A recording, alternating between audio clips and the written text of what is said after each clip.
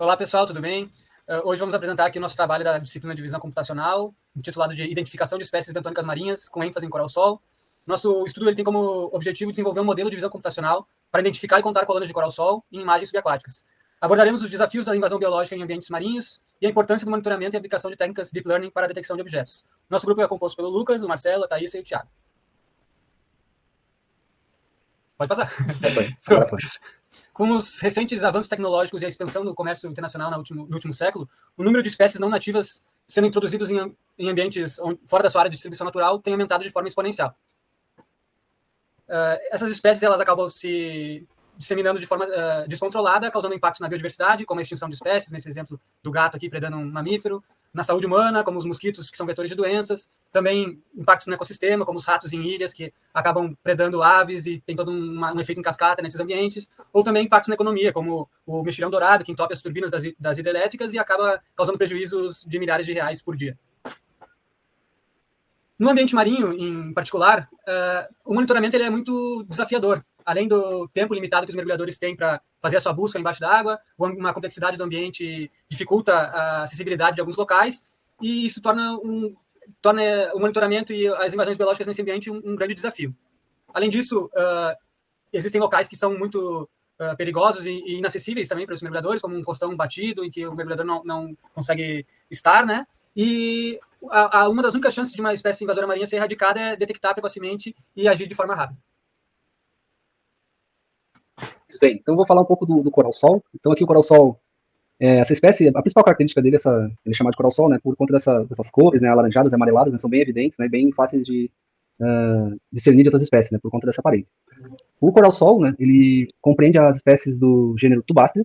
Então, os corais, né, o coral-sol é da classe Equinidária e pertence à ordem Scleractinia, né, são compostos por corais, né, pétreos, né, corais que produzem esqueleto calcário.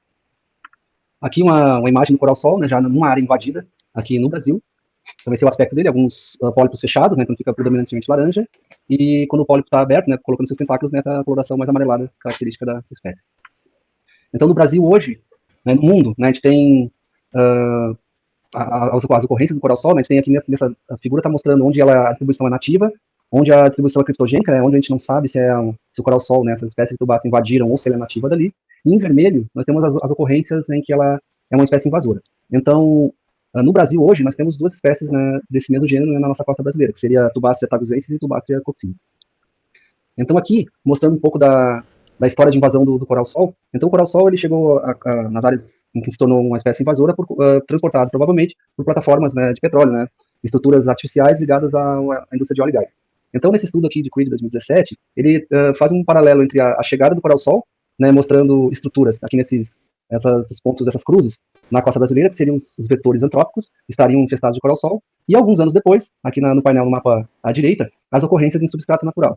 Então, o objetivo, um dos objetivos desse artigo, desse autor, foi fazer esse paralelo, né, entre essa relação entre a chegada do coral-sol com estruturas artificiais e o assentamento nos substratos naturais ao longo da costa brasileira.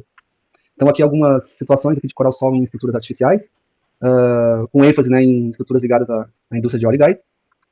Aqui uma ocorrência de coral-sol na nossa região de estudo, né, no ambiente natural, então aqui dentro de uma caverna.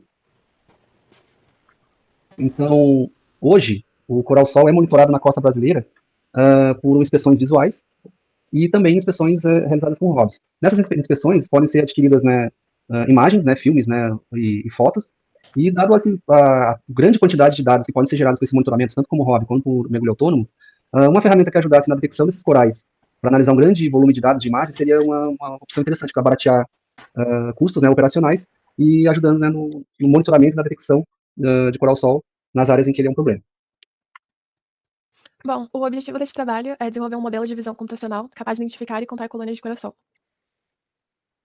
O mundo da inteligência artificial está em constante transformação, e o Deep Learning representa uma revolução impressionante. Imagina uma tecnologia capaz de aprender por si mesma, criando representações cada vez mais complexas dos dados. As redes neurais artificiais com múltiplas camadas de processamento fazem exatamente isso. Eles transformam informações simples em conhecimentos abstratos. Diferente das abordagens tradicionais, este método elimina a necessidade de engenharia manual de características, permitindo que os sistemas aprendam automaticamente em domínios complexos como visão computacional. Vamos mergulhar nas redes neurais convolucionais, que são verdadeiras heroínas da visão computacional. Imagina uma máquina que processa imagens como o cérebro humano, identificando padrões cada vez mais sofisticados. As CNNs funcionam através de 3 mecanismos, que são as camadas convolucionais que detectam características desde bordas simples até padrões complexos, técnicas de pooling, que reduzem a dimensionalidade e tornam o processamento mais eficiente, e camadas totalmente conectadas que integram todas essas informações para uma classificação precisa. Pode passar. A detecção de objetos, que é um desafio fascinante da visão computacional, que não se trata apenas de reconhecer o que está em uma imagem, mas de localizar com precisão, classificar corretamente e medir o nível de confiança dessa detecção. É como dar aos computadores olhos capazes de não apenas ver, mas entender o contexto e a posição de cada elemento de uma imagem. Localização, classificação e confidence score são as 3 chaves mestras deste processo complexo e fascinante. Pode passar. E, por fim, tem o YOLO, que é um método revolucionário de detecção de objetos. O seu nome significa You Only Look Once, e não poderia ser mais preciso. Diferente de métodos antigos que analisavam imagens em múltiplas etapas, o YOLO divide a imagem em uma grade e detecta objetos em uma única passagem. As suas versões evoluíram bem rápido, desde a versão 1, que introduziu o conceito, até a versão 8, que representa o estado da arte atual em detecção de objetos, com uma arquitetura moderna e performance superior.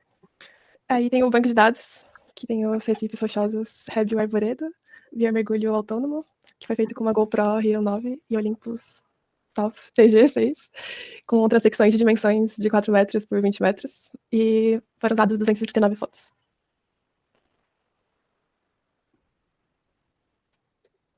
Bom, sobre a anotação do banco de dados, foi utilizada a ferramenta do RoboFlow, como tem um exemplo ali, né, para poder fazer a rotulação ali das espécies. Foram utilizadas 4 classes, então, além da ênfase no coral-sol, a gente também fez a rotulação aí de outras espécies. E dentro do próprio ambiente do RoboFlow, foi utilizado técnicas de data augmentation, envolvendo aí flips, rotations, questão de tom, de saturação, de brilho, exposição e de borrar a imagem, né, para poder ter mais exemplos aí de treinamento. Tudo isso foi feito direto no RoboFlow. Com relação ao treinamento do modelo em si, de detecção de objetos, foi utilizado a linguagem de programação Python, foi utilizado como ambiente o Google Colab, com utilização de GPU, e também o servidor fornecido pela disciplina. O modelo foi utilizado o YOLO V8, foram utilizadas 50 épocas, o tamanho das imagens foi de 640 por 640 pixels, um batch size de 64.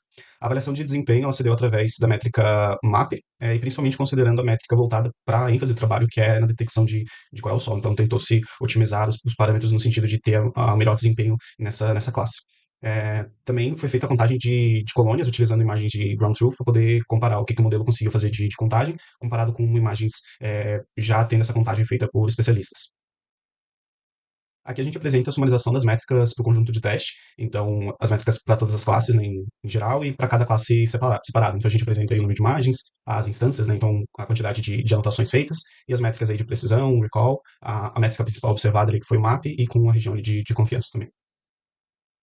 Aqui é a matriz de confusão normalizada, né, então em porcentagem, a gente percebe aí que tem cerca de 74% ali, né, de acerto para a classe que é de nosso interesse, que é a do Coral-Sol, e algumas outras classes performaram também bem, como o Ouriço do Mar, mas outras tiveram um desempenho bem baixo, e muito provavelmente é por questões aí que a gente vai falar mais para frente, mas por baixa representação dessas espécies, que foram mais difíceis de fazer coleta, ou então são espécies maiores e muito assimétricas que dificultam aí na hora de fazer a rotulação, então acaba gerando poucos exemplos, e a questão de alga também já foi relatada aí na literatura que é mais difícil de fazer essa detecção. Mas como o nosso enfoque, né, a nossa ênfase foi em coral-sol, a gente avaliou mais o desempenho focando nessa classe. Aqui a gente tem um exemplo, então, de detecção no conjunto de teste. Então, a gente tem exemplo de 4 imagens. Na primeira, a gente vê ali os ouriços do mar, ali em preto, e uma outra espécie ali chamada de palitoa, à direita.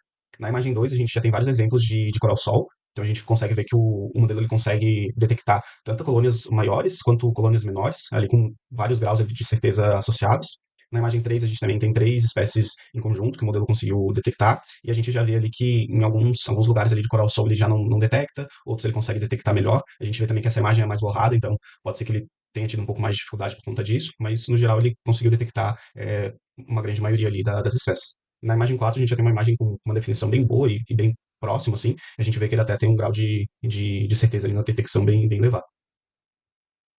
Aqui a gente tem os exemplos da contagem de colônias, então a comparação ali com a contagem do especialista e com a contagem do modelo.